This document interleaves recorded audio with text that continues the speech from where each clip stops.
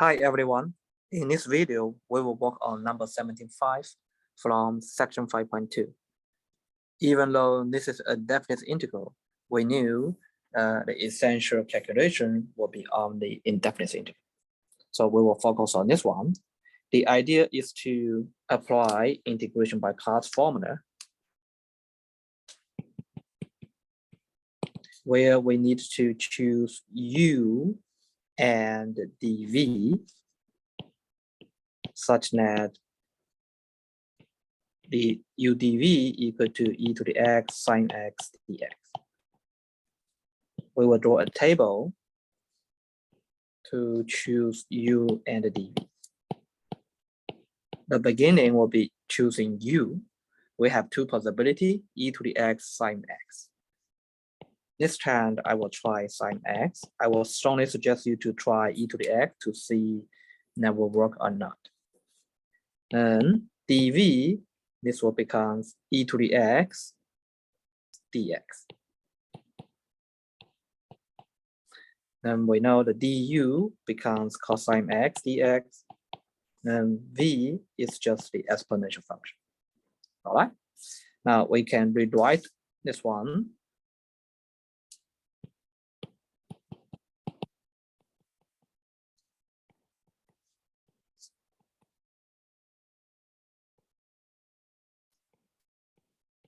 Using the integration by parts formula, uv minus v du. Okay, plug in the functions. It becomes, we have the, in the second term, the integrand becomes e to the x, cosine x, e to the x dx.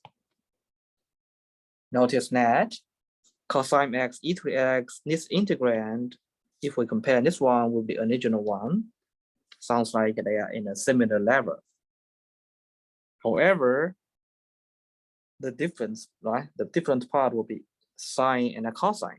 So it may help us to think if we apply the integration by parts again, then we can convert the cosine to sine. And if we're lucky enough, possibly we can actually solve an equation from this. Okay, so now let's focus will be on this one. E to the x cosine x dx. In this chart, we plan to apply integration by part again. We still need to choose u and v. Of course, the notation we use here will be different from the above, right? So these u and v, they're different. To be consistent, we choose u to be cosine function such that dv to be e to the x dx. Then we can calculate the corresponding v and the du. Notice that du is negative sign instead of sign. Okay, now let's rewrite this one using the integration by parts formula.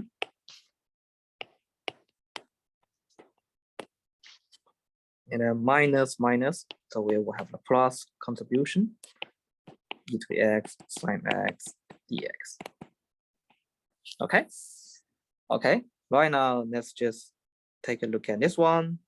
This is our integral on a second term on the left hand side here. We have here.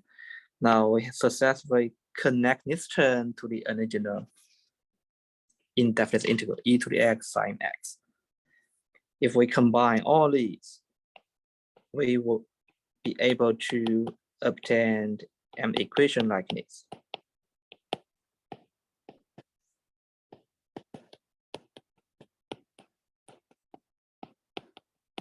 Notice that we have a negative contribution for the e to the x sine x integral on the right hand side. And then this will allow us to further write the equation in terms of e to the x sine x integral. Okay, we can actually simplify like this. Right. That means the e to the x sine x integral is just half of whatever we have on the right-hand side.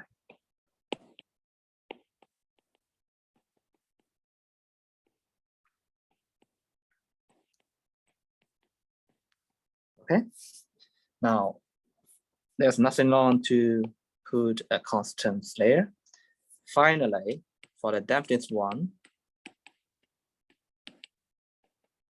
we only need to plug in the upper and the lower limit to the function evaluation. I will skip this process. The final answer is 1/2 e to the pi plus 1. Okay. Now a quick recap. We apply integration by parts twice. Moreover, this question is different from most of the examples we have seen so far. After applying multiple times of integration by parts, we will obtain an algebra equation involving the original integral. And then we can actually solve the answer from there. Okay, this is one of the interesting questions that we will encounter in this particular section. All right, I will stop here. Thanks for watching.